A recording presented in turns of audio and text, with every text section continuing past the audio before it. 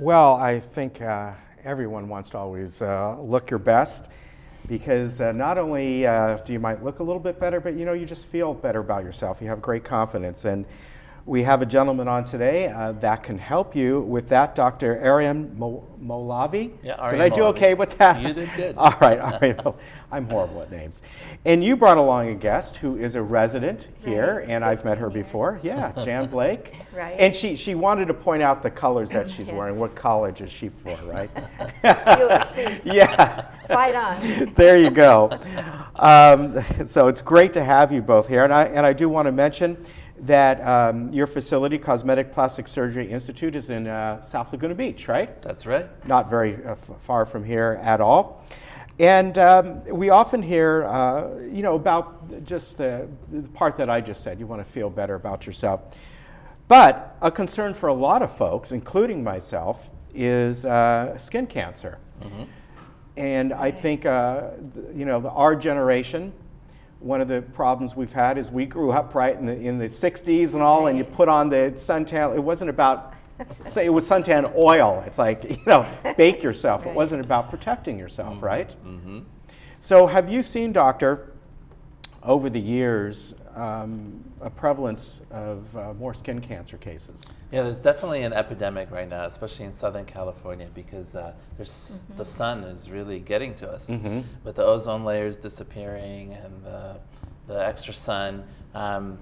It's a big problem for us. And so a lot of the doctors have had to redo their practices to provide the care that the patients are requiring. Yeah, and I notice that even when I go to the doctor, I have just had a physical recently, but even if I go in every once in a while, just because you need to go in because you're feeling poorly or something like that. Right. But my own primary care doctor quite often will go, take off your shirt so I can look at you. And I have a history. I've had a couple little things taken off, and they were just, what's the difference? Basal cell and what's the other? There's melanoma? basal cell, squamous cell, and melanoma. Okay, mine were the less ones. The basals. But Right. he knows that, and so he looks, and then he goes, okay, maybe it's time, go see your skincare doctor, and which I do. Mm-hmm. And that's a part of the routine that when people go in for physicals, that should be a part of it, shouldn't it? Absolutely, absolutely. There needs to be surveillance, both by yourself and your doctors on a routine basis. Mm-hmm. And on November 7th, we're going to be talking about all the Right. advances in skin cancer surgeries and skin cancer detection. And it's really an exciting field. And Yeah. I'm going to be talking about in detail about what are some And of the where are you going to be advances. at talking about that? We're going to be Jan and Clubhouse 3, Yep. Okay, and it's dining room 1 from 10 to 12. very good.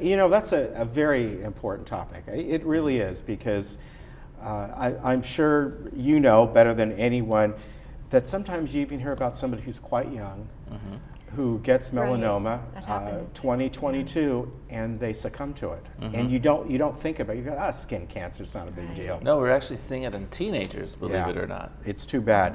We brought up some photos that you brought over, and this first one is about eyelid surgery.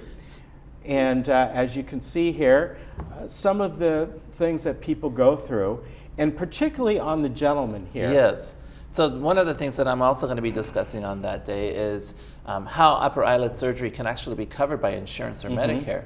So when the skin on the upper eyelid, if we could look at the gentleman that you're referring to, when the skin on that upper eyelid actually extends over the lid margin, or if the skin is heavy enough to weigh down that lid margin, then insurance can actually cover the cost for that. Because it's impairing your vision. Absolutely. Right? Interesting. So we not only do upper eyelid surgery for aesthetic and cosmetic reasons, Right. like the young lady on the left, Yeah.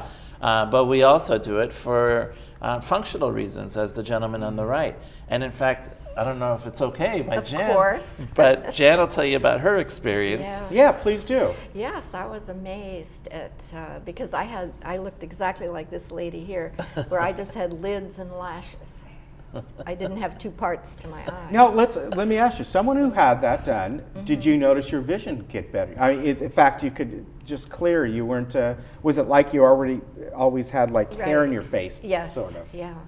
You feel like Yeah, brighter. Yeah, well, you certainly look great. Oh, thank you. Yes. Yeah, and it was very easy, and I was amazed that the insurance covered the whole How thing. long did the whole thing take? It was about 3 days Okay. before, you know, you felt really good, but 3 days is not Yeah, that's long nothing at all. And how long did the surgery take? About half an hour, maybe. Yeah. Very good. And Dr. Malavi uses local anesthetic quite a bit, so you don't have to go under the general, Right. which is Exactly. more difficult. It's really nice because no general anesthesia is required, so it's really very safe. Yeah, yeah, I bet it is. We have another one here about what you call natural facelift, and we've seen this, unfortunately, on celebrities, where they go through some sort of a plastic surgery facelift procedure, and you look at them and you're like, okay, it kind of looks like this celebrity I know, but not really, right? We don't want that. Yep, and so another topic that we will be discussing at our meeting on November 7th is how to get a natural facelift result. And this is a point of contention and confusion for a lot of folks, and we're going to try to cover this for you so you can see how you can get results, for example, in this gentleman and the lady here. And we'll cover that in detail. But the Right. premise is that even though it's the skin that has actually fallen and sagged, the operation, the correct operation for that is not to pull with the skin only. That you have to actually do a dual plane or a 2-plane lift if you want to get a natural result. Does that mean going into the facial muscles underneath or whatever's there? Right. It's the skin. I don't know if I said Yeah. that right. You actually did pretty good. It's the skin, and then there's a lining that covers the muscle that we utilize to get the leverage we need on the skin without making the skin look pulled and tightened and, Right. and operated Right. looking. Yeah, and you can see by these photos here, the results are, again, they're natural. That's Yeah. what they are. Right. And Yeah. I don't want to say they're stunning, because if they're stunning, it would mean they're overdone, if you understand what I mean. Absolutely. You just look at the gentleman and the woman, and it's like, you know, they look younger, of course, but they look refreshed. That's Absolutely. exactly how they look. Absolutely. You're a member of the American Board of Plastic Surgeons, right? yes. And tell me about that. Well, you know, the American Board of Plastic Surgery, unlike the other accreditation and certificate bodies, really ensures the patients that their doctor has had a really comprehensive training, not in just years, but cases, on the range of 6 to 7 years of training and extensive number of cases on the order of several thousand cases. Unfortunately, there's a lot of bodies and accreditation centers that will give you a certificate with just the payment and just a few cases. And so I think it's really important for everybody to understand and appreciate that when they go to a doctor, they want to look for the American Board of Plastic Surgery as an accreditation body.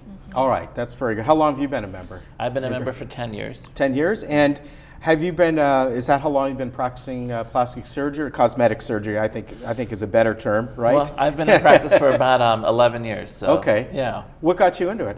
I love cosmetic and plastic surgery because it's creative and it allows you to provide a unique plan for every patient. Yeah. It never gets boring. No, I bet it doesn't. Jan, you look great again. Oh, thank you so much. I think it's, you're obviously very happy. And with the procedure that Right. you had, it only, you know, like you said, it Right. only took 3 days. And for the eyelids, at least, insurance may cover it. And that's something you can help with if they go to you? Absolutely, and we're going to cover this in detail in our lecture. We're going to cover the skin cancers and how you can detect yourself Yeah. and the advances, Very important. the upper eyelids and how they're covered by insurance, and how you can get a really natural facelift. All right. Now, November 7th, Clubhouse 3, Clubhouse. Dining Room 2, 1. Dining Room 1. Dining room 1 Okay. to the right. All right. And what time is that? We'll be there from 10 to noon. Okay, and you know, even if you look your best right now, go there to find out about skin cancer. That affects everyone. Believe me, I know. And like I said, for me, it was just benign stuff, but you never know. And I think that's a real important topic. And I want to mention your phone number. It's 949-499-4147, cosmeticplasticsurgeryinstitute.com. You're in South Laguna, right? Yes. How far down from the main, from Honestly, Broadway? it's right on Crown and PCH, so it's Oh, very okay. close to us. Yeah, very nice. It's been a pleasure having you here Thank you today. very much, Ken. Great information. And again, Jan, you look great. Oh, thank Now you. I know maybe the UCLA people watching right now may go, wait, she doesn't look that good in those colors. Oh, gee. But I'm in the middle of the road when it comes Are to you? those two colleges. Yeah. So, all right. Hey, thank you very much. Thank It's you, been a Jen. pleasure, Jen. Thank we'll see you you so around much. here. Yes, Right? for sure. All right. All right. We'll be right back with the El Toro Water District.